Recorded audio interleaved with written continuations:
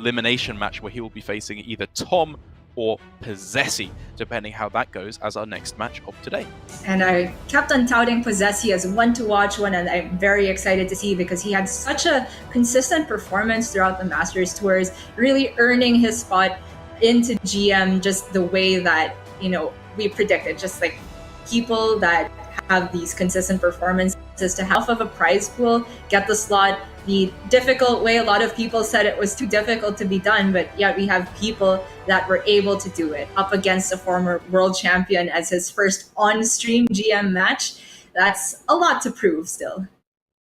It really is, but I think Posesi has got what it takes to fight back against Tom, and we'll talk about it a little bit more when we get into it, but I feel like Tom, I don't know how well he's going to be doing in the rapidly changing formats, because I am by no means trying to doubt that he is an incredibly proficient Hearthstone player. We all know this from him being a former world champion. But I feel like in the previous season of Grandmasters, he was getting a little bit complacent. He felt like he'd found the best lists right at the start, and he was just playing the same decks week in, week out, when a lot of other players were innovating, I suppose you could say. Really, they were just copying Hunter Ace's deck lists, but they were at least changing what they were doing as the weeks went on. And I'll be curious to see whether tom60229 has got what it takes to fight in both a Last Hero Standing and even a 10-class format. I do remember one very specific innovation that Tom was bringing in GM last year, though, and that was the Plague of Flames in Zoo. And he was a very big fan of Zoo. And guess what? He's got Zoo again, Derek. For this particular match, I believe the only one in top 8 to have that version of Warlock. Well, let's take a look. It looks like a pretty standard build for Zoo at the moment. Maybe we'll be able to take a closer look at it later on. But yeah, with the new cards thrown in, the Nightshade Matron, Hand of Gul'dan, and of course the Imprisoned Scrap Imp, one of the cards that I think... another one of the dormant cards that flew under the radar. But first of all, taking a look at Posesi's lineup. There you can see pretty standard deck lists in the top two. The Aggro Demon Hunter and the Spell Druid. We know them both very, very well indeed. But on the bottom there, Galakrond Rogue, one that we really haven't seen all too much in Asia Pacific, and with a pretty interesting new card thrown in there from Ashes of Outland. Yeah, Shadow Jeweler Hanar, definitely one of the ones that stuck out to me when I was just looking at all of the card announcements. 5 health on a 2-mana card just seems very, very difficult to remove if played on curve. And of course, you need to be playing secrets to get the full value of that. So this is actually a secret Galakrond Rogue. Double ambush, double bamboozle, double dirty tricks. It's the entire package. Yeah, it's one of those things that I feel like as the list get refined, we might start to see some of the weaker secrets make their way out in favor of, I believe, Bamboozle is probably the more powerful of all the secrets. But hey, if you can consistently get Shadow Jeweler, it can be very, very powerful indeed. But we'll have to see how it shakes up against Tom's decks, as we can see up now. The Zoo, as we were talking about, as the main component of that we were a really big, well, not necessarily a fan of, but just really wanted to see. And the Scrap Imp that you can see there, far and away, one of the most powerful cards in the starting hand. Right. It suddenly turns really bad cards like Argent Squire into absolute beasts at 3 mana, 3 shield, and so on. In the earliest, we are even seeing Wisps put into the list just to take full advantage of the Scrap Imp. On the turn the Dormant goes off, you just dump your entire hand, and it's way too many stats than your opponent is generally prepared for. This one is a little bit more refined now, but it's still generally most looking to take advantage of the discard cycle mechanic. Very powerful refill for Zoo. And we're also seeing a Rogue for Tom here. Although it's not quite Galakrond, it is including Galakrond, but it's got the Highlander package instead. Yeah, the Highlander Rogue was one of the decks that I think people were definitely anticipating would be very powerful come rotation. And a lot of the new sort of packages in Rogue have made their way in. Most significantly, the stealth portion of Rogue that came in, and the secret portion of Rogue. We're seeing the Spy Mistress, the Akama, which is a very powerful new, one of the prime legendary for Rogue. Really, the front half is the most powerful part, in my opinion. Just a 3-mana 3/4 with stealth is pretty absurd. It really is. And as Tom's final deck, we're seeing Galakrond Highlander Priest. So we're seeing 2 Galakrond Highlander decks, which to me is a very bold call, because Highlander as a whole archetype has drawn the ire of half the Hearthstone community and probably drawn the love of the other half, because the whole deck is kind of inconsistent. It centers around the idea that you are playing only one of these good cards in order to be able to play extremely good cards like Zephrys and Dragon Queen Alexstrasza. And the fact that you're throwing Galakrond in as well only run half of the evoke abilities that you normally could, which makes the Galakrond itself less inconsistent. So I would say that in terms of variance, these types of decks have the lowest and highest possible potential for performance. Oh, absolutely, and that's what makes me a little bit skeptical of the deck overall. I feel like, if you're hitting a Zephrys and your Highlander cards on curve, obviously you're going to be winning a lot of games. But one thing this does say to me is that while I was just criticizing Tom for maybe being, a little bit, I don't want to say complacent again, that sounds a bit too mean, but just happy with where he is, resting on his laurels, I suppose, just on his God-given ability in Hearthstone that he's built up over the years. It shows that he's not doing that come this first week of Grandmasters. He's got some very, very weird decks that I'm sure he has play-tested a lot to find the best build. So I'm excited and hopeful to see some peak tom60229 once again. Definitely. Speaking of God-given ability, if you're able to keep UI on its own at one point and draw the ramp afterward, then I think definitely Highlander Galakrond is the way to go. I would agree with that. Taking a look at what was banned on both sides, the Warlock from Posesi and the Demon Hunter from Tom. That does make a lot of sense. As I think that Tom, with both Zoo and Aggro Demon Hunter, really needs to take care of that Galakrond Warlock. That definitely feels like priority ban, given that Sacrificial Pact would absolutely just destroy both of those decks' game plans. That seems like a very smart ban there. Indeed, it does. And over on the remaining decks, it seems like the Demon Hunter will also be quite a problem for him, but maybe he's just looking to actually take that loss and then start to prey on a deck like Druid, for example. I'm not exactly sure how the Rogue and Priest line up against it, but I will say that Zoo has that potential to overrun the Druid before they even get to Glowfly Swarm or Chaos. I absolutely can. But for the first match, before we get onto the Druids, we're going to be taking a look at Tom's Highlander Priest, which I'm very excited to see. A lot of different builds of Priest that we're seeing knocking around at the moment. Most of them some sort of resurrect late-gamey version of the deck. But here we can see the Galakrond Highlander Priest from Tom is something very different from the rest of the field. And I'm excited to see how it works out for him up against, I believe, the Demon Hunter that we're going to be seeing from Posesi. Yeah, I did get the chance to practice a little bit of both of these Highlander Galakrond decks, and I will say that when the Rogue hits the nuts, it really does hit the nuts. And as for Priest, though, I would say the main problem is the lack of card draw, which doubly hurts when you're playing less consistency in the deck. But more importantly, we've got to get into Demon Hunter as the first deck up for contention. Yes, that's right. Up against the Priest. I have to imagine that up against the aggro or tempo Demon Hunter, I really don't hate the chances here for the Priest. One of the main things that Demon Hunter really struggles against is just a high amount of healing, which I think that the Priest, as we saw there, has in abundance. As you would expect from a Priest, Renew, Holy Ripple, Penance, the hero power on its own, in addition to Holy Nova, Kartet Defender, Sandhoof, Waterbearer. The list just goes on and on and on. There's so much stuff. And as you can see here, there is a lot of damage in the deck with the Metamorphosis and Glaive-bound Adepts coming in very, very strong, in addition to the Warglaives of Azzinoth to deal a lot of damage. But after a certain point, if your board is cleared as the Demon Hunter, the burn, I don't know if it will outpace the healing from the Priest. It's true. I think it very much depends on that early board from the Demon Hunter, whether it's able to stick or not. And generally, the minions do fall victim to cards like Holy Nova and Breath of the Infinite, which is why Frenzied Fellowing is such an important card in the matchup. If it gets down immediately, it can just survive any one of those AoEs and keep clocking away at the Priest for 3. So it's, I think, very pertinent to mention that Frenzied Fellowing is actually going to take a nerf in the coming, I don't know when, but it has been announced that it will be going down to a 3-2 instead of a 3-3. That's right, which makes a huge difference, because I think Subtle was touching on this yesterday, that all of Demon Hunter's minions pretty much are 2 health. So all of a sudden, if they don't have a 3 health minion on the board, Holy Nova, zoom, the board has been completely cleared. Or Immolation Aura, zoom, the board has been completely cleared. Whatever you want, Zephyrus will have a much easier time as well. It's going to go for Consecration to completely wipe the board. It's going to, I think, hurt Demon Hunter more than people expect. Yeah, definitely the nerf to Frenzied Fellow. It's funny that it's even a neutral card, but it hurts one class way more Yes. in particular than everything else. And we also saw the Glavebound and the Adept in the list, a 2 of which is also going to be seeing a lowering in power level down to a 6 attack minion from 7.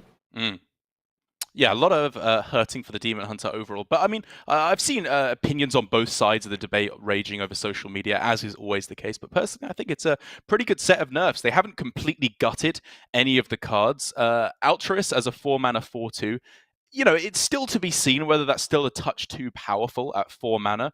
But it's one of those things where, obviously, in some situations, it's still going to be incredibly powerful. But that 1 extra mana that you're going to have to spend on it can make a huge difference in terms of just stopping those stupidly broken combos. On the same note of 1 extra mana stopping stupidly broken combos, Kael'thas is receiving the same treatment, yes. going up to 7 cost. So I've also seen opinions from the community saying that these nerfs are not enough for cards of the nature of Kael'thas and Altruist, but still remains to be seen. I just like that we're getting the changes like ASAP compared to how it was before. Oh, yes. Yeah, I like it a lot indeed as well. But time to finally jump into the game, despite how much I'm sure you're all loving listening to us waffle on about whatever comes into our mind. We have a pretty good starting hand for Posesi, I would say. 1-drop, 2-drop, sign me up.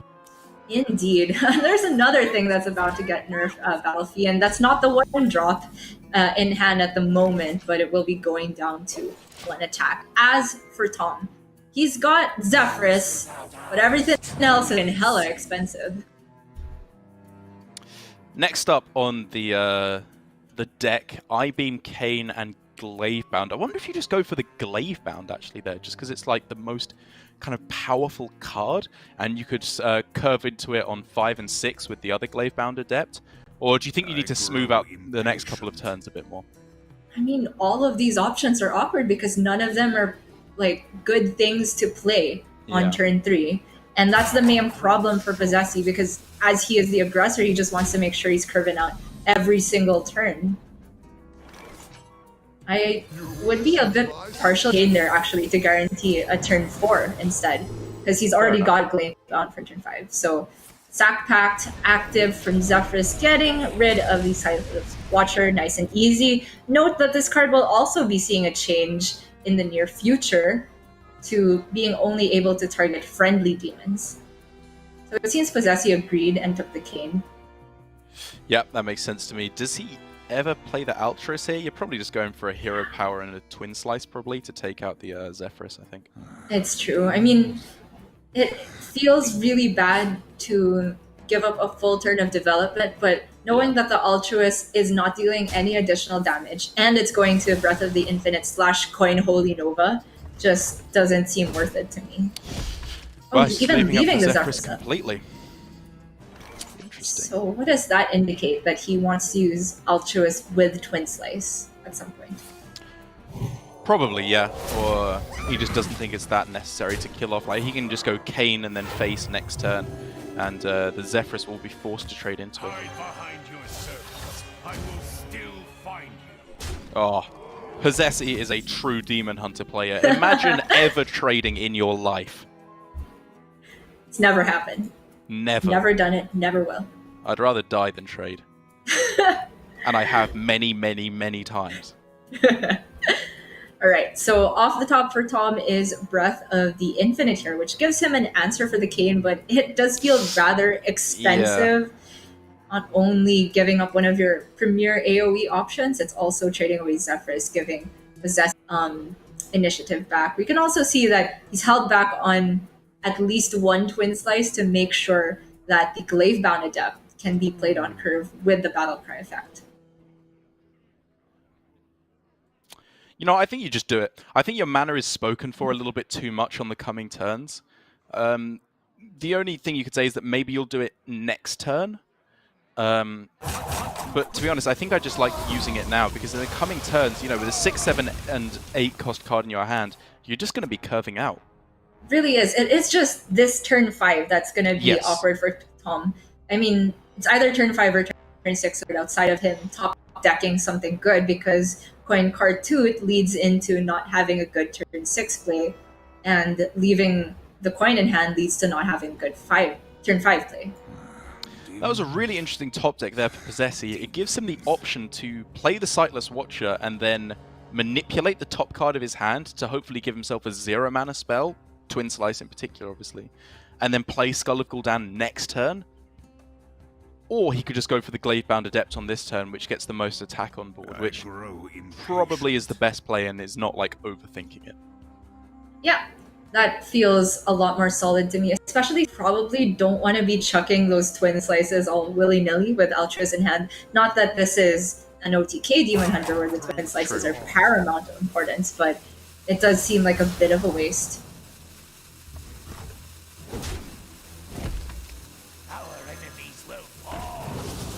Speaking of Demon Hunter builds, we do know that Tom's got banned away, I think, and he's got something a bit different with the Pieces of Fury included in the top end.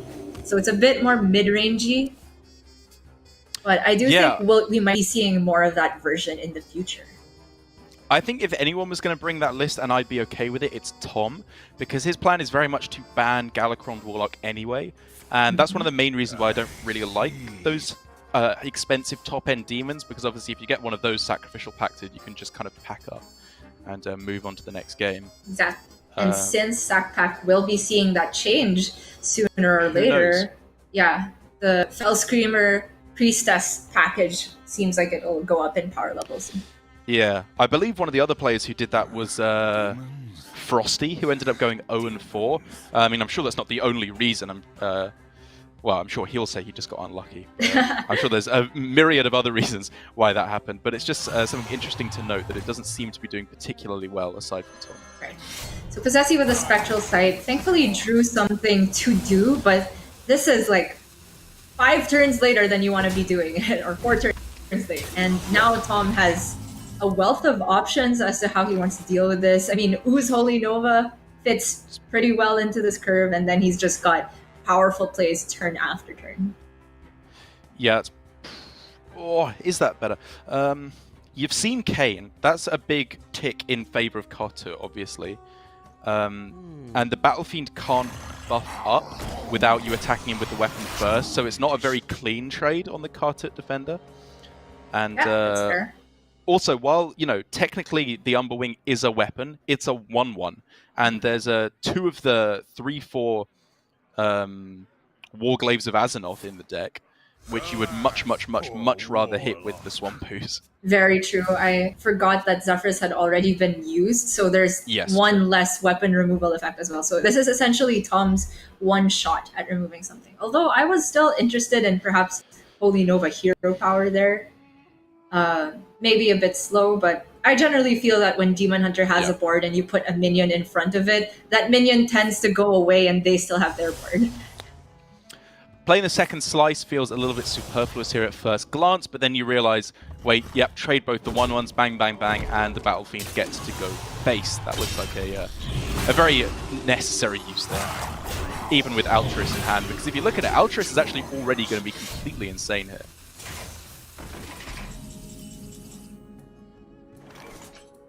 Alright, so unlike Rivius's list, Galakrond only is its base form. It is not getting invoked at all, so it only kills 1 minion. Definitely not good when there's 2 1/1s on the board. And so Tom instead just gonna go for the Tiamat Divine Shield, the most picked combination, I do believe. What? I'm a Wind Fury Divine Shield gamer every time. I'd rather die than not go for Wind Fury Divine Shield. It's just that these days, Tiamat is hardly ever played from an aggressive standpoint. The decks that play Tiamat are falling behind to Demon Hunters, so they've got to go for that option. Well, let me tell you, Gia, it takes a lot of risks to plummet from top 20 legend down to 500. Don't worry about it at all. We've all been there. And you're talking to somebody that tried to jam quest for 20 games and probably only won 2 or 3 of them. So let's not talk about plummeted rank. So there, Posesi's finally hit one of his powerful extension turns, but Tom has had this Holy Nova waiting in the wings. Yeah, how are we finishing this off? Like, Kaj on the Altruist? That's an interesting option. Or, I guess maybe on the 4-2. Actually, I'd probably still take the Altruist, because I think the one attack probably matters less. Even if you're only able to activate it like one time, yeah, it's still pretty good. Especially as Alexstrasza next turn will actually activate it maybe twice, because the 2 0-mana dragons go to the right. Yeah, very cool. It's pretty good. I like the coin heal as well. So that's assuming the card dies in the first place. Sure. Posesi, though, I mean, if he wants to have any chance of winning a game, he still has to develop something. So that would give Tom probably something to trade into. I don't know if that's necessarily true. I think at this point, at least from Posesi's perspective, he could just say, this is a burst game only now. We go Metamorphosis, we just launch everything face. That looks like a plan to me, with the Metamorphosis put onto the top, then he can use Skull to cheapen it. I assume it has to be the pick, right? I would definitely pick it myself, which probably means it's wrong. No, Jared. Sometimes when we agree on things, we actually have enough brain cells to come up with the right solution, and at least it's something Posesi agrees with. With our brain cells combined. Captain Hearthstone. Alright, so with the Warglaves, Altruist, sadly, it's not going to go off in Priest, because that would have been quite a highlight, in my opinion. A top 5 play of the week. If wink, wink. Wink, wink. So obviously a little bit scary to go for Dragon Queen Alexstrasza here, especially when, yep, you want to destroy the weapon. Just going for Ooze and Galakrond, hopefully for Tom, of course, destroying the Demon.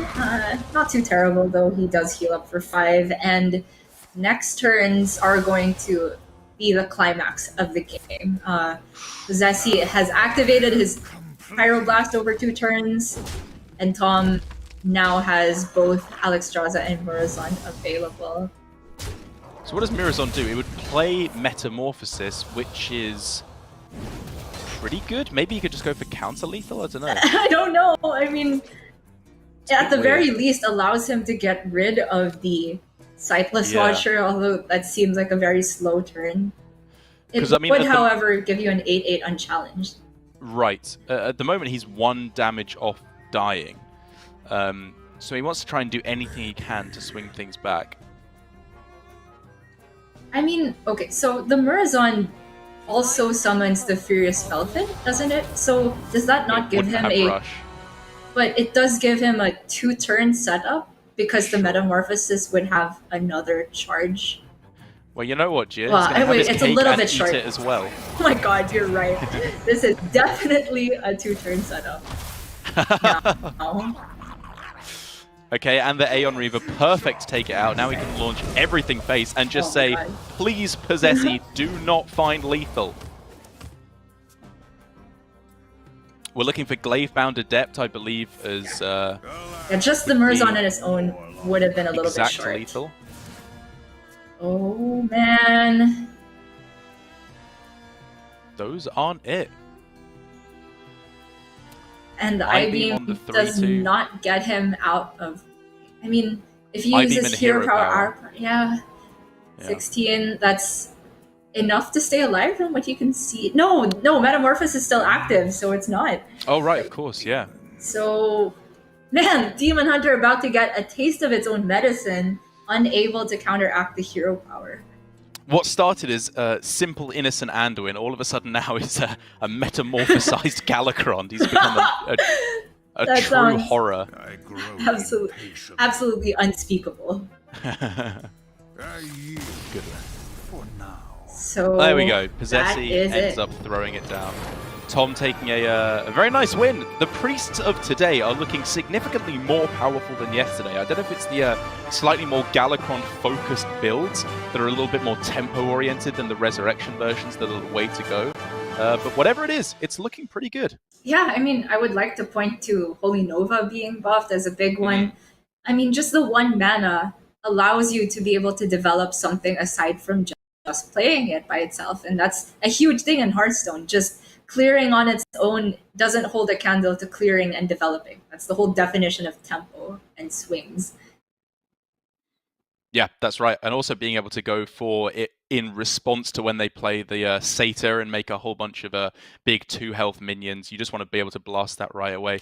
And it's a very, very nice big difference. And I'm glad that we're seeing the new version of Priest do a little bit better. While I'm still a little bit traumatized by the Res Priests, these more mid-range versions I'm a fan of. Definitely. I will say, though, that Posesi did not have the greatest opening hand, especially with Demon Hunter. I'm very unused to seeing not a 1-2-3 curve. But he's got another shot to get that up against either Zoo or this Highlander Galakrond Rogue. And it does seem like Tom's going on to Zoo now. Yes, it does seem like it's going to be a bit of an uphill climb now for Posesi. Hopefully we'll get to see some of the other decks from Tom, though, without Posesi getting too much of a comeback, because I would like to see that Zoo coming in for Tom. A very, very cool version of Warlock that not many players are going for right now. But before we get to take a look at that, we are going to be having to take a break. But we'll be right back with the conclusion of Tom versus Posesi.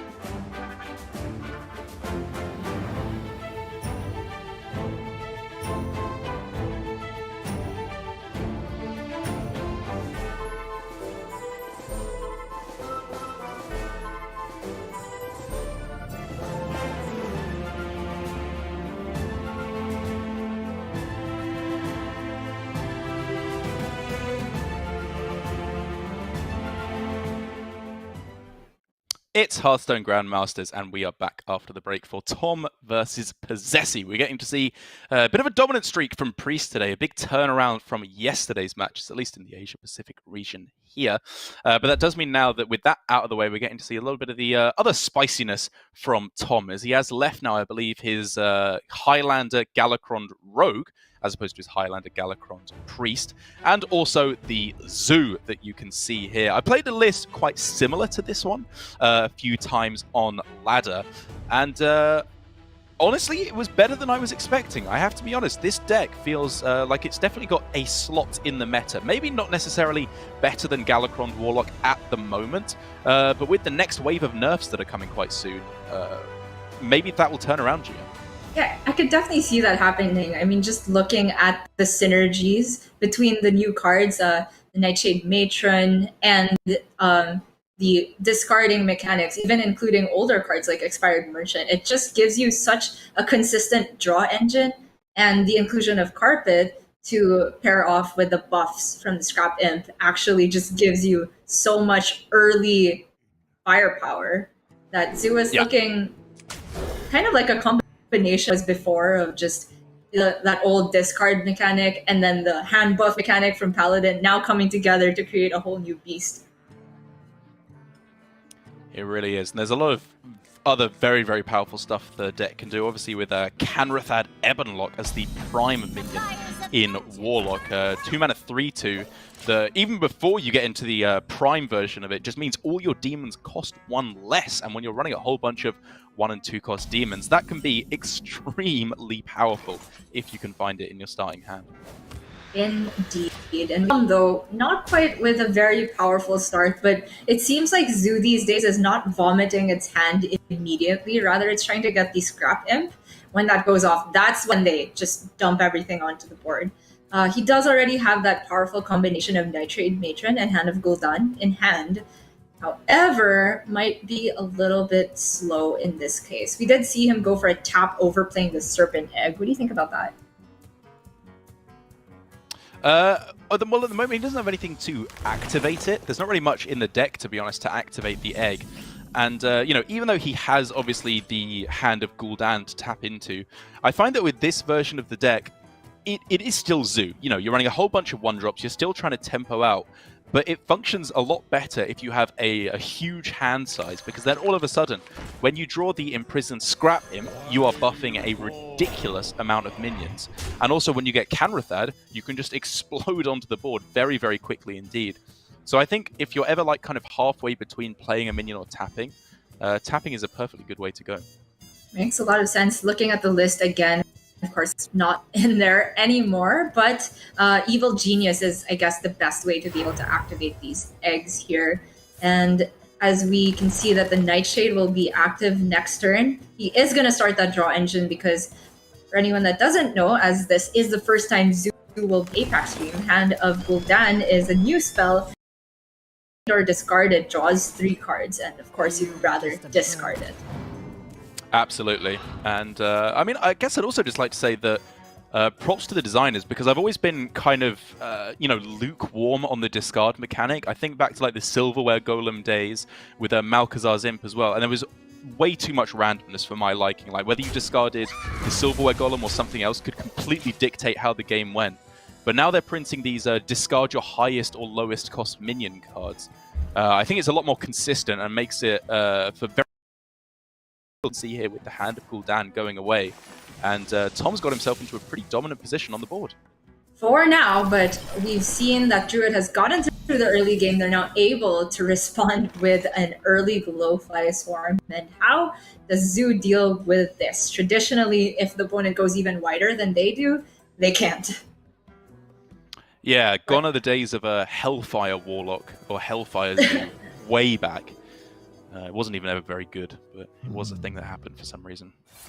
The premier comeback mechanic in this deck is generally Magic Carpet, but with only the Shield Bearer, no lackeys in hand yet, it's looking to be quite difficult. Also for Tom, he's got Nightshade and Expired Merchant without the second Hand of Gul'dan available, so that's looking kind of dicey.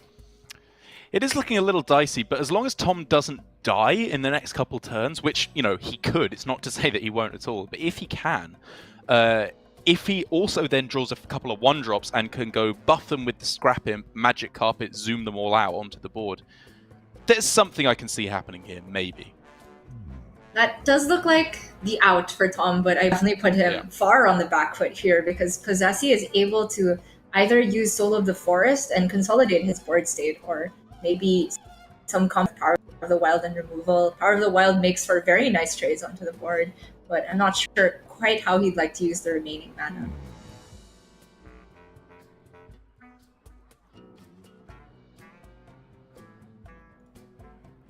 Soul of the Forest makes it so that he has the firmest grip on the board state going into the next turn, and then he'll have Kael'thas, the Moonfire, not quite 7 mana yet, so the Bog Beam be able to be the second spell quite yet. But one Innervate could lock out the game for Tom. Well, let's see what he can get. It's definitely going to be...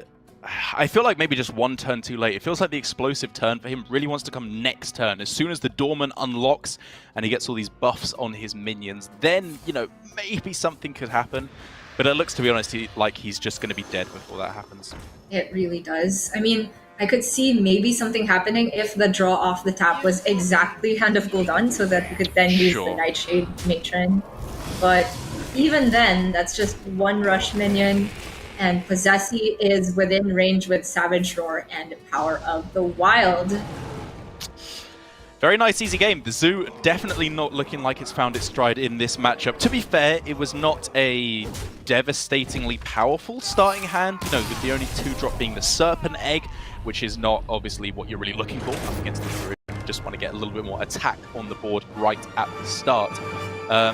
But it still wasn't the worst ever, you know. Being able to go Nightshade Matron, discarding the Hand of Gul'dan is pretty powerful. But who knows, maybe that's just a really bad matchup. Yeah, I mean, I have to kind of reevaluate my take on the matchup. Without having played it very much from the Zoo side, I kind of thought that it would get that stronger start that was traditional of Zoo back in the day, but it does seem Zoo operates much differently now. They get their power spike much later in the game. And if that is even a turn later than Glowfly Swarm, that really makes the matchup extremely difficult for them. Yeah, it's kind of a weird shift in the dynamic, because the closest reference point I have that I've played a fair bit of is Zoo versus Quest Druid, which was very favoured for the Zoo. You know, you would just dominate the early turns, and it was very difficult for the Quest Druid to come back in time. But now it feels like the Zoo has slowed down, the Druid is sped up with the Glowfly Swarm in there, now that it's not a Quest version anymore. And the threshold has been met. It's a kind of a terminal velocity for not being able to get there in time for the Zoo. But that does mean that we are now one game apiece, of course. Rogue on both sides, not something that we've seen so far here in Asia Pacific Grandmasters.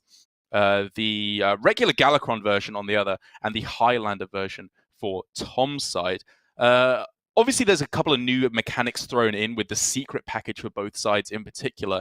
But just kind of talking about Galakrond Rogue versus Highlander Rogue, where do you sit on that matchup, Gia?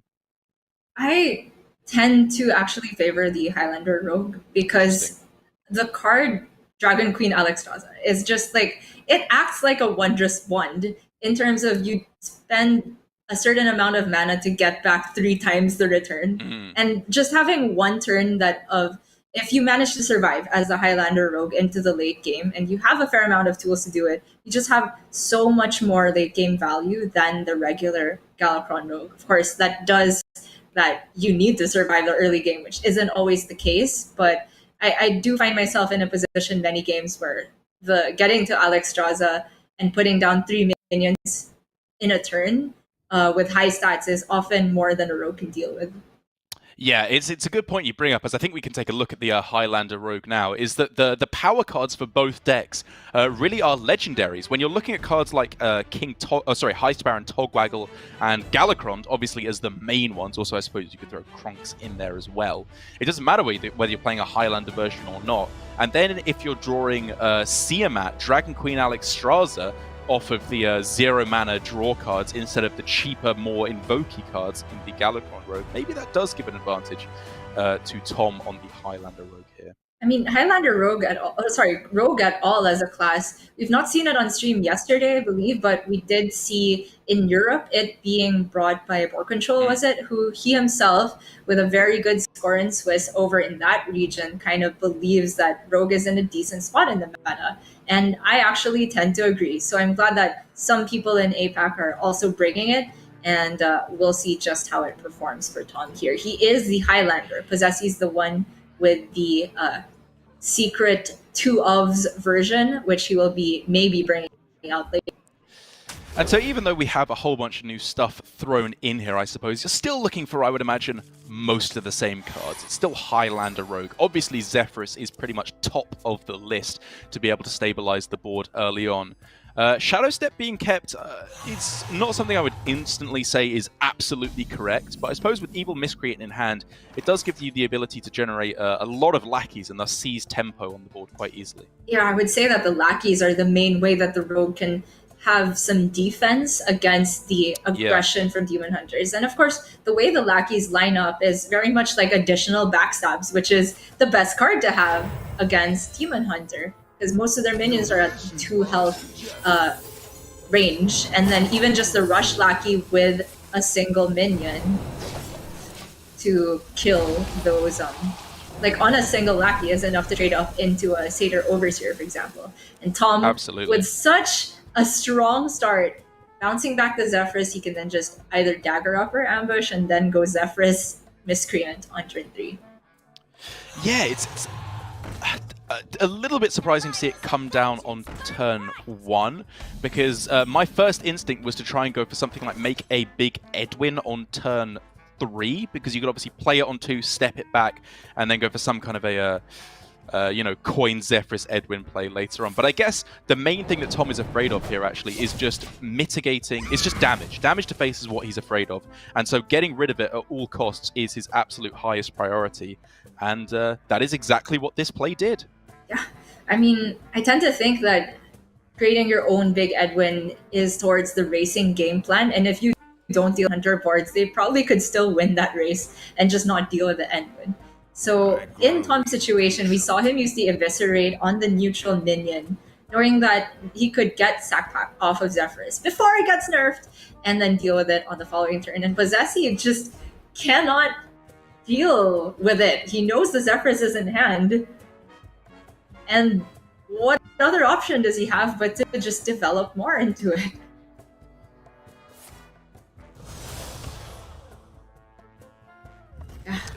Yeah. I mean, no matter what options you see yourself having, it feels awful here.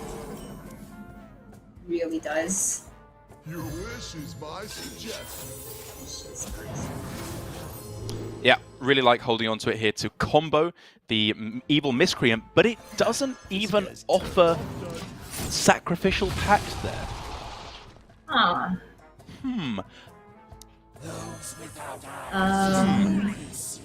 Well, not that he could have fixed the order. Because, yeah, it is. And lucky for Tom, he's got the Pharaoh Cat to combo off with Evil Miscreant. Yeah. And obviously Zephyrus cannot read the cards you have in hand. It's just saying, okay, you have 3 mana spare. There's a 2 health guy there. This is probably better than even Sack Pact, even though we can quite clearly see it was not in this instance. But good old Zephy's doing the best he can with what he's got. Fair enough. And that doesn't mean anything bad for Tom by any means. He's still miles and miles ahead. SI7 is a card in the deck, I believe, anyway, so you're running it for a reason. Posesi, this just looks very bad. He's not placed to be able to play Glavebound Adept with the effect this turn. Best he can do is try for the counter development, but Tom has got Faceless, Corruptor. He's got his choice of premier things to do. Yeah, I think I just like Kobold Lackey SI7. Just go as wide on the board as you possibly can. The only chance I think that Posesi has coming back from this spot is a huge Altruist turn. If he can get Skull of Gul'dan off the top and then draw into Altruist, he's in with a chance. Yeah, I completely agree. That is the only out. Everything else is way too slow. That's not it. Wow, seeing the Rogue showcase this way just kind of makes it look extremely powerful. Even a Tog available on curve if he wants it, and looks like he absolutely does. Yep, I agree with that completely. That's when the broken stuff starts happening. And also, getting a nice big health minion on the board kind of makes the out of Altruis even less likely somehow. It's funny Take that up Tog we're Waggle. thinking about the only possible out, and it's like he's got to draw exactly Skull of Gudon into exactly Altruis and a bunch of cheap stuff, and man, it's a reach. It happens more often than you think, though. They somehow always manage to find a way. So just the wand into pretty much anything. Siamat is one of the Oh best my outcomes lord. of anything. Yes, that is a very, very good outcome indeed. It was a bit of a risk, because he left himself without necessarily a way to kill off the Glaive-bound Adept. But I think now we can quite clearly see he'll very easily be able to do it. Yeah, And that he would have now had to means- brick so hard. It now means that Tom would just have to get a win with his zoo. And honestly, that does not... It is not as easy as it sounds. And even then, it doesn't sound so easy to me in this specific meta. Yeah, I would agree with you, as Tom does take the win pretty easily there. It was just a case of Zephrys and Shadow stepping it. You know, honestly, there's nothing that you can really do there. And I was, you know, the only real hard decisions he had on the game was, first of all, the mulligan. Keeping the Shadow Step, I kind of questioned, but I think was probably okay overall, especially when you find a Zephrys, of course. And the way he played it on the coin, even then I was a little skeptical. But I think it was probably just correct in the end. He knew that the only real chance he had of losing with that powerful of a start was damage to face that he wasn't able to then recuperate later on in the game. So he just made sure nothing came to face at all and won very handsomely because of it. Yeah, it paid off. And just now I actually Googled to make sure that Battlefiend was a demon, and it is. Oh, right. And Okay. it's so funny that when you Google Battlefiend Hearthstone, Google says, "You mean Battlefield Hearthstone?" And then it just I've gives done you that as well. a Yeah. bunch of pictures of an empty board. Like, no, I did not mean that. But all right. So now it comes down to the zoo. And if we're talking about demons, that deck has quite a few of them, but maybe they don't come onto the board soon enough to deal with Demon Hunter. I feel like the zoo might have a better chance against Rogue. Yes, I'd probably agree with that. It's one of those weird matchups, right, where Zoo most of the time is kind of just plodding along doing its thing. It's going to try and explode onto the board and be as aggressive as possible, whereas the Rogue is, I suppose, thematically appropriately, the one with the tricks up its sleeves. It's trying to go backstab and the get down an early Miscreant as well, SI7 agents, all that kind of stuff. But with these new cards thrown in there, the full suite of secrets, at the moment, it's looking like they're just not really going to be getting the job done for Posesi. These aren't the cards you want. Right, and on top of that, like traditionally with the old zoo, when you would just play a Flame Imp, Voidwalker, Rogue still has that backstab type of mechanic, but now Zoo has that ability to kind of hold back and then explode all onto one turn, which is when Rogue will really struggle without mass AoE and that type of thing. It's not looking too bad here, though, for Posesi. It's a bit of a weird choice here, because obviously Seal Fate on the 2-1 gives a 2-4 Shield Bearer as well, which is less than ideal. So he may just go for it on the Shield Bearer to squishy it up a bit and then follow up with the Miscreant thereafter. Yeah, I could see that. It does get a little bit punished by something like Evil Genius, perhaps, but I don't think he would be too sad about that. But he is choosing to just buff up the Shield Bearer. The most important thing is that he plays Seal Fate at all, so he has a lackey to use Evil Miscreant. The whole hand kind of centers around being able to activate Evil Miscreant. That's right. Ambush here actually lines up really well with the Shield Bearer. Yep, and maybe that's something that Posesi... I mean, I'm certain that's something Posesi would have been considering on his last turn. Even a 2-4 here does not line up fantastically, and, well, if he wanted to, he could just keep his 2-3 completely healthy. Backstab Kobold Miscreant looks like a pretty powerful turn to me. Indeed, and I would definitely like to see the Miscreant Shadow Step if it is indeed played this turn, because Tom will now have access to Nightshade Matron. And Posesi, like, the hand is very good, but it only is good if he's able to continuously Shadow Step Miscreant for the value. Yeah. Otherwise, it's a whole load of error. I like going for the Miscreant first, because if he was to find Goblin Lackey, he could have then rushed in the Miscreant instead and then Shadow Step it back. But, He's left it up, though. And if you're Tom, I mean, it sucks that you'll discard one of these 2 costs by playing the Matron, but I don't know. I feel like getting rid of Mist is quite important. This does give him the most buff for next turn, though, right? He's able to Yeah, that's buff fair. 2 of these lackeys, which is huge. And on top of that, the Matron would have died quite easily to Poisonous. Alright, I guess I'm tunnel visioning on these double Shadow Steps. Tunnel Vision and Caster Vision. Not a very good combination. We'll see now what comes off the Faceless Lackey. Expect Posesi will be taking some form of value trades and then stepping this Miscreant. You could hypothetically sap the Mana Cyclone now, although I think that's probably not worth it just for a couple of mage spells. The things I would consider are maybe stepping a Lackey and keeping it in your hand, just so you're guaranteed to be able to go Togwaggle next turn. Or you could just unload with all your lackeys so that you are very, very likely to have one on board for next turn. It looks Which so probably sounds better. powerful. Even, you could have, like, if not played Bamboozle here, you could have gone for just the Kobold and rushed the Kobold to deal with the 3-4, but this seems perfectly good as well. You could even step the Miscreant another time if you wanted to. And here I think comes there was a the slightly buffs. I think there was a slightly better way to do that. You could have like rushed the Mana Cyclone and then traded in one of the 1/1s into the big snake instead. But it's good enough, I think, for the purposes of this game. This also leaves just the most amount of lackeys on board to be able to have a Tog for next turn. But here comes the Zoo stuff.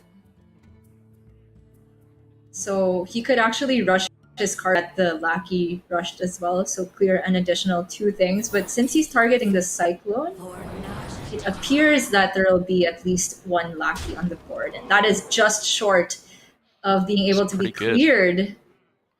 Yeah, 4-1 is a big deal there. It's a huge difference. Absolutely.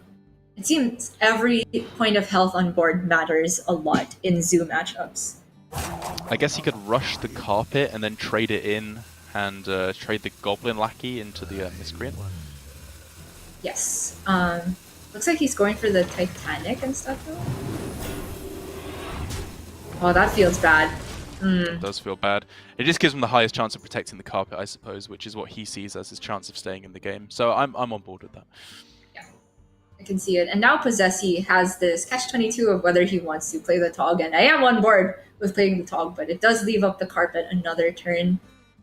Personally, though, I would just believe in the Wand here. With the alternative being Kobold, step the Kobold, like fire off a bunch of... Even then, can you even clear the Carpet? I was thinking Kobold step the Miscreant. Oh, okay, sure. so like Kobold triple Miscreant into Carpet, step that. If there was gonna be an alternative play, and that seemed icky, very icky. Yeah. So I like believing in the Wand. Unless he's going to Crown. He's believing in the Crown. Okay. Oh my god! It's not often you don't see Wand being picked here. I suppose with Galakrond in hand, he already, I suppose, has a bit of card draw, but he's only played 1 Invoke, right? So I would have thought going for a bit of extra draw would be exactly what he would want to start invoking. And this could be Galakrond the and juicing it window up. for Tom to come back. He's still got a bunch of minions buffed by the Imprisoned Scrap Imp. He's got this Rush Lackey for a clean, nice trade onto the...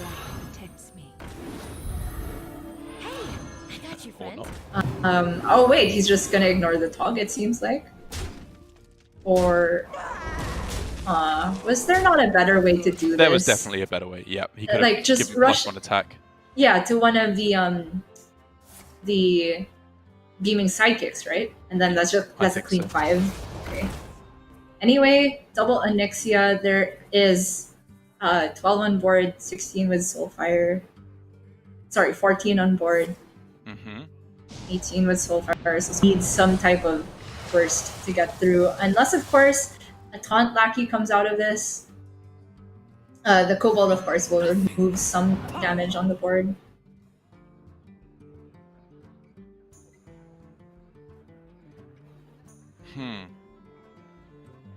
Candle Do you Breath's just really expensive. But oh no, wait, you could have gone Candle Breath and then Draconic to reduce its cost. That was probably better, right? perhaps 3 mana, draw 3. Yeah, I can see that. I just don't feel like Shiv, you're going to have the time to play it, really. That's And fair. it'd be powerful enough. I was looking at the Shiv and maybe play the Shiv this turn on the 2-1, and Yeah, maybe. I just wasn't sure if there was anything else on board to Shadow Step, and that probably pushes him in the direction of taking something else. Still no Hands of Gul'dan showing up. Nightshade Matron with Voidwalker. That's a 50-50 on discarding the Soulfire, and you'd much rather have the Soulfire. But at this point, I think Tom has to take. Sorry, yeah, in this order, of course. It just puts you at only 33% to discard the Soulfire. Much better. And maybe you just don't even play the Soulfire this turn. So 10 damage can be launched face on this turn, obviously, but do you start trading, Gia? everything that can go face, I think, has to go face. Okay. The rest of it, you're killing lackeys, I suppose. Well, okay, the other option is to leave up 1 Onyxia and kill the 9/8 Onyxia. Quite scary. Just, if you leave up both, that's 17 on board, plus another lackey. But I think how you'd does he rather even force get your there? opponent to trade in, though, right? Ideally, but it seems like in both situations, he doesn't even have a 2-turn lethal setup, even with like another Soulfire one. So yeah, it doesn't look like Tom's getting there. Yeah, double trade in or triple Tyrant. into the carpet. Twin Tyrant comes down, and it's just too much for Tom, really, here. I think he gave himself the best shot possible in the early turns by making sure to tap and give himself the best scrap imp possible. But it just hasn't come together outside of that. Definitely not. And I will say, like, on both players' ends, we saw some maybe micro errors or like optimizations that could have been made with things like buffing lackeys, rushing them, trading them. And could be small signs of rust. Like, a lot of us have not played competitive or cast competitive Hearthstone in a while. That's definitely true. Going with the Galakrond a little bit early, despite having the other 2 invokes in hand, just because he's thinking, you know what, with the extra 5 armor and my board presence already in play, there's just no way I really lose this. Absolutely. I agree. So that means Posesi only has left his own rogue, correct? I'm sorry, this is the rogue. It's the druid. No, that's it's the demon hunter, right? Right, demon hunter. Okay, sorry, I just lost. I also lost the 33%. Right. Well, we'll see when in this game we go into it. But 2 games apiece now. And it is, once again, the Warlock letting down Tom. We saw the Warlock letting down Kin as well yesterday. It feels like a lot of these players, I don't know, they've either got a good grip on targeting the Galakrond Warlock, or they're just banning it away like Tom is, to just not even see it. But the Zoo in particular is just feeling at the moment like it's a little bit too fair in the early game, I suppose. It's not really doing any of the really broken Kael'thas or Altruist things that the rest of the decks are doing. Yeah, we've seen in the first game of the Zoo that it was able to do that cool combo of Nightshade Matron with. Yeah. And in the second game, we saw the Imprisoned Scrap Imp show its stuff. But it seems like for Zoo, maybe you need both of those things in the same game. Maybe. Or maybe it's just not powerful enough of an early game. We've seen players cutting Flame Imp, as Tom has done here in Ladder, because the extra damage to your face is, I think, just seen as a little bit too detrimental against Demon Hunter. But maybe in a tournament setting where you're obviously only facing 1 Demon Hunter from your opponent, it's worth slotting the Flame Imps back in so that you can go for more of an aggressive start, especially in combination with the Canrathad as well. You even call it Zoo if there's no Flame Imp. If there was an iteration of Zoo without Flame Imp, this is the only one, right? It's never happened before.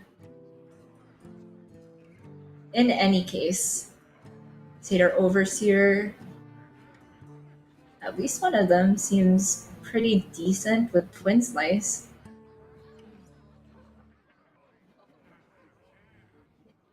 So what are you thinking you want to keep here? Just you want to keep double Satyr and Twin Slice? I mean, it's a curve not bad. minus turn 1, right? Yeah. And the Twin Slice pretty much clears something from Zoo a lot of the time anyway. I feel like you're obviously keeping the Twin Slice, and then maybe one Satyr Overseer you throw away. Yeah. In I could addition see to- throwing one. Oh, Let's get rid okay. of both of them instead, trying to find the 1-drops. I can agree with that as well, to be fair. Get behind it. And we see the kind of downside of Gravebound Adept before the first wave of nerfs hit Demon Hunter. This was Yeah. not included in a lot of the lists, or if it was just a one of.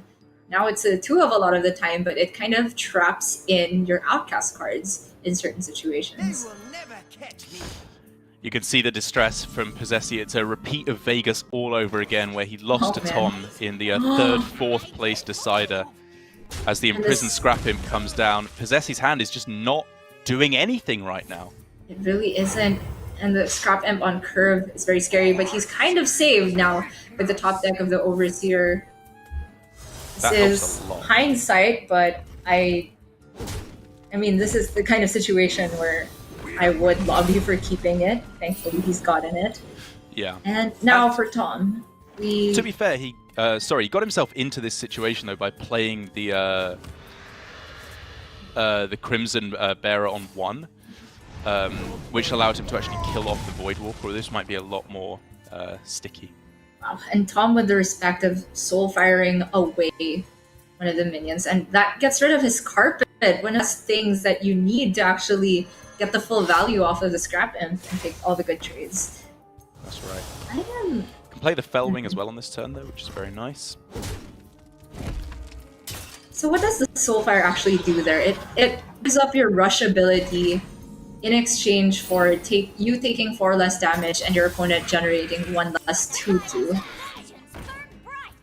Not sure of the best way to evaluate it. Obviously he didn't know it was going to be the carpet there, right? He's probably hoping for something else when he played it. That's fair.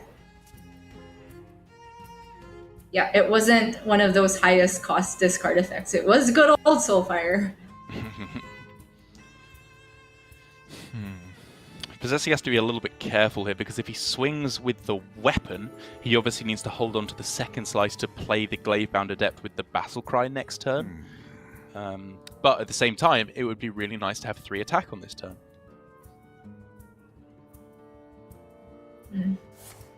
Well, whatever can trade up must trade up. That is the rule of Zoo.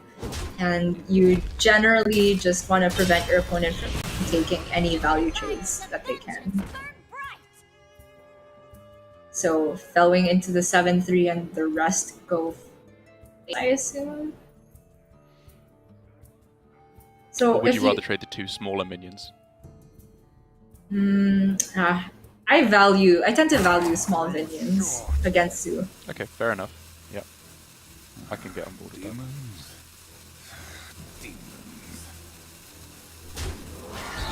The question is whether you wanted to trade those into the 4/3 then, instead of like letting Tom allocate the trades however he wanted to. Yeah.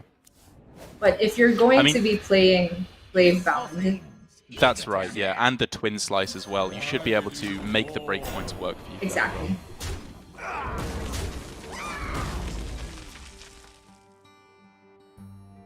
But with the draw of Voidwalker, actually the breakpoints are more awkward than ever now. Yeah, Tom made it really awkward for his opponent here, because he knew there was a second slice in hand, and so the scariest or most likely thing his opponent is going to do is Glavebound Adept. So his 4 health minion and his 3 health minion, he just value traded them instead of going face, which I think was really, really smart. Makes a whole lot of sense, and now the Glavebound feels bad, but it's got to go into the 4/2, right? Or if you kill the Voidwalker, then you can trade into the Expired Merchant. Both ways are awkward because one of the 4 attack minions then gets to trade up into the Gravebound. Yeah. Demons. The way you slice it for the second, The good thing for Posesi, though, is that Tom is now short of a hand. Of course, he'll be drawing 2 with the tap, but Posesi will have active Skull for the next turn. That's right. Yeah, that's very, very important.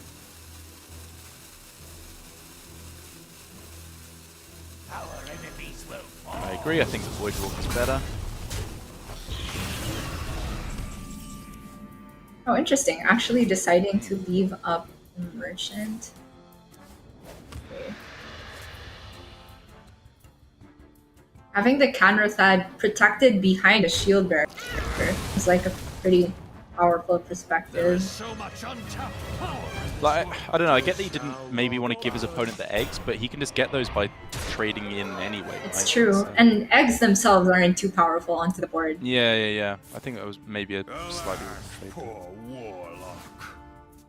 Either way, Posesi needs to find some way of wrestling this back right now. And although those are cards that are very weak on this turn, those are the kind of cards that could potentially pull this back on the next turn. The Satyr Overseer plus Warglaives, Frenzied Fellwing. He may just be dead, but if he was going to pull it back, he would need these cards. He would, and maybe some type of Altruist or like I-Beam would be great. True, yeah. A little bit slow with the Metamorphosis. Uh-huh.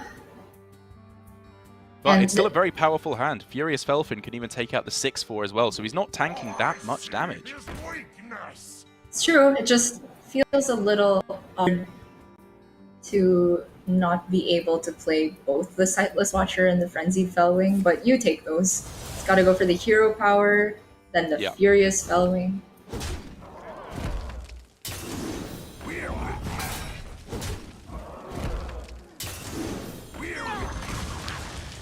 Whoa, this is going to be such a close game here. It really is. So Tom still has 1 Soulfire in the deck, is it? But even that 1 Soulfire, if he just attacks into the Canrothad, that's not lethal. That's 1 off. It is. There are, however, evil geniuses. Both of the eggs being good targets, and if you get some spell lackeys, damage lackeys, there's definitely some outs in there. Even the Prime, to some extent, could summon him some stall, but I guess that's not enough stall in the whole world. Look at how many damn 2/2s are on the board. I just don't think it's coming together. Hand of Gul'dan, even if you play it, what are you getting for 0 Oh mana? my Tom throws it down. gosh. It is a reverse sweep on his Zoo. Zoo is almost signature deck here for tom60229. He brought it for all of last season of Grandmasters. He's bringing it again here, and it has proven to be his undoing versus Posesi. It really has. And the thumbs up from Posesi there. We've seen both him and, man, who did the reverse sweep yesterday? Kin got reverse swept on his Warlock. Right, and Surrender. We see these players like not getting too demoralized, able to take it back. And we're also seeing, I guess, some of the more off-the-wall brings getting punished. The Zoo from Tom and the Totem Shaman from Staz, unfortunately, underperforming. However, Tom is not out of it yet. He's still got another chance to fight through in the lower bracket. Yeah, despite the fact that these decks are not doing too well, I'm always a fan of seeing a little bit of experimentation in the deck list. We don't just want to see nothing but the standard top-tier decks from most players. Despite having said that, every single Asia-Pacific player has bought some form of Demon Hunter, which was obviously to be expected in one form or another. But I agree. I think for Tom here, this showed promise for him. You know, the Zoo obviously let him down, but his other 2 decks in the Highlander Galakrond Rogue and the Highlander Galakrond Priest were both looking very powerful indeed, in my opinion. Yeah, and I also want to give a shout out to Rivius's like actual Galakrond Priest. That one I think was the most unusual bring. Actually performed way better than I thought it would, and props to him for identifying it as a viable bring and also viable in a strategy that leaves up Demon Hunter. Yes, exactly. The ban Warlock leave up Demon Hunter strategy. It's an interesting strategy, and we'll have to see how it plays out for him in the rest of today's matches, which we can see what is going to be coming up right now. Taking a look at the bracket, we have our winners match fully decided now with Rivius up against Posesi, and then Gloria and Tom down in the elimination match. I've got to be honest, I think I'm liking Rivius's chances here. I thought Posesi played very, very well. I think he's a very good player. But I think overall, Rivius just has a very strong lineup and will be my favorite to go through in the top seed to the finals tomorrow. I have to agree with you there, even though I tagged Posesi as my one to watch for this group. In terms of the way the lineup stack up, Rivius just seems to have his plan put together very well, and he's been executing the best he could, and it's really paid off for him so far. So Posesi, with a Demon Hunter of his own, is going to have to watch out for Rivius's lineup.